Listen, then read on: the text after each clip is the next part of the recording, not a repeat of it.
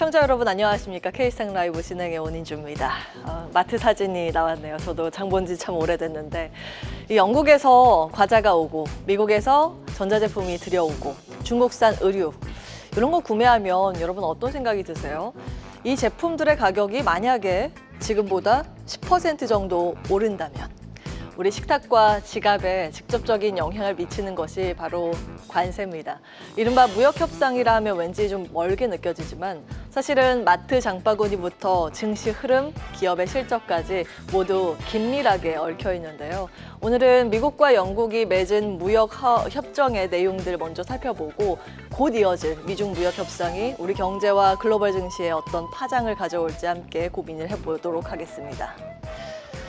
미국의 첫 무역 협상의 대상은 영국이었습니다. 영국산 자동차 10만 대에 한정해서 관세를 25%에서 10%로 인하하기로 했고요.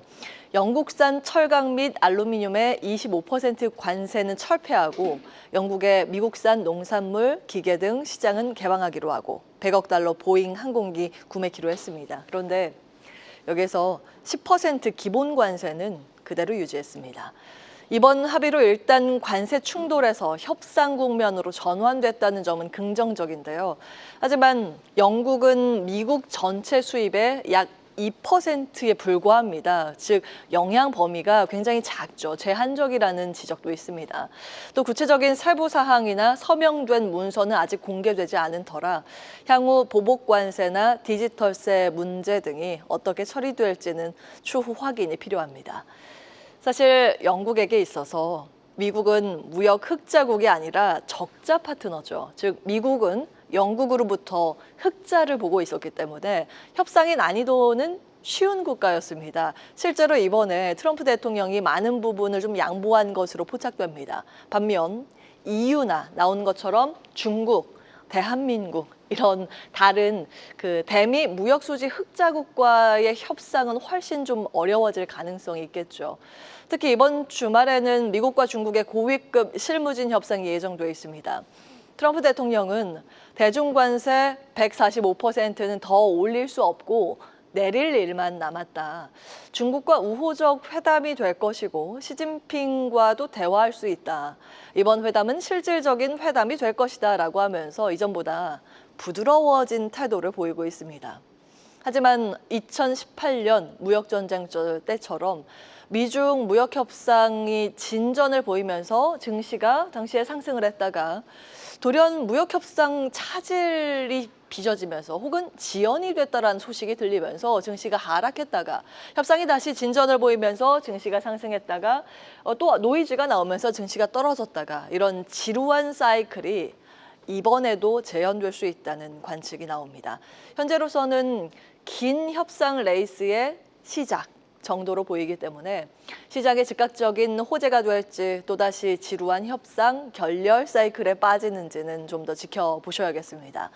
실제로 간밤 미국 증시는 미국과 영국의 무역 합의 소식에 상승세를 시연을 했는데 장 후반에는 보시는 것처럼 고점 대비 밀렸습니다. 10% 보편 관세 유지 부담이 이렇게 시장에 영향을 미쳤다는 분석이 나왔습니다.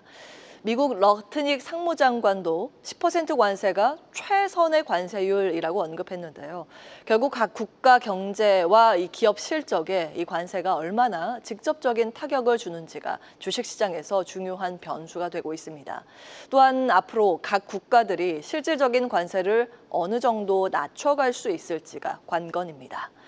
여기에 관세 부작용이 나타나기 시작하는 시점은 5월 하순 이후로 보는 시각이 많습니다.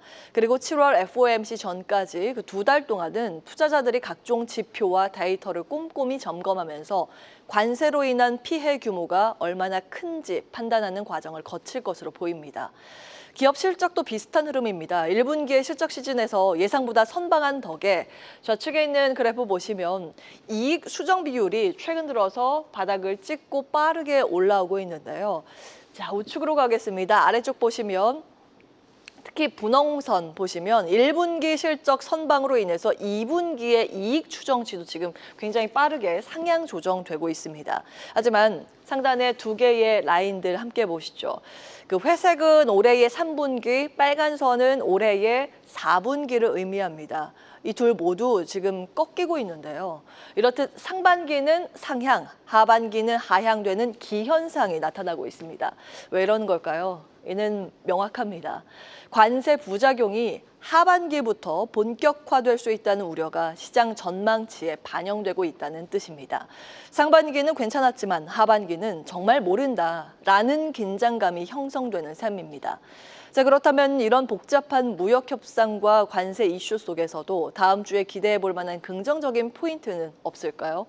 우선 외국인 지분율이 지금 역사적인 저점 수준에 가까워졌다는 점이 주목됩니다. 과거에 외국인이 많이 팔던 시기 여기 나와 있는데요. 2010년, 2016년, 2022년 외국인의 지분율은 각각 30.6%, 30.4%, 29.3%까지 내려갔습니다. 이 수준에서는 보시는 것처럼 저가 매수 인식으로 지분율이 반등하는 모습을 그려갔는데요. 현재는 어떨까요? 현재는 30.7%까지 떨어져 있습니다. 그런데 공교롭게도 최근 2주간은 외국인 투자자가 코스피 시장에서 주간 누적 순매수를 이어가고 있습니다. 가운데가 외국인 수급입니다. 보시면 지난 4주 동안 이렇게 줄기차게 팔던 외국인이 지난주와 이번 주 모두 순매수를 기록한 점을 확인해 보실 수 있습니다. 이는 저평가 구간이라고 판단한 외국인이 국내 증시에 조금씩 매력을 느끼고 있다는 신호로도 해석할 수 있습니다. 또 하나의 변수는 MSCI 선진국 지수 편입 관련 이슈입니다. 매년 6월 MSCI는 각 국가 증시를 평가해서 선진국, 신흥국, 프론티어로 분류하고 관찰 대상국 리스트를 발표합니다.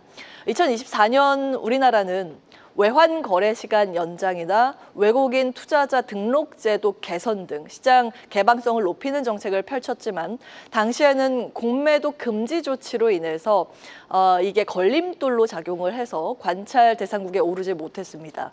그런데 올해 3월 말부터는 공매도가 재개된 상황이죠. 이에 따라서 올해 6월에 한국이 MSCI 선진국 지수 편입 관찰 대상국으로 포함될 가능성이 새롭게 부상하고 있다는 견해가 있습니다. 만약 이 관찰 대상국에 지정된다면 한국이 선진국 지수로 편입될 수 있다는 기대감이 커지면서 외국인 자금 유입이 본격화될 수 있다는 관측도 나옵니다. 자, 그렇다면 이러한 이슈가 실제로 우리 시장에 어떤 변화를 가져올지 그리고 투자 전략을 어떻게 세워야 할지 지금부터 고민해 보겠습니다. 계속해서 다양한 경제 이슈를 알고 싶다면 구독과 좋아요, 알림 설정 부탁드립니다. AI 캐스터 권미정이었습니다.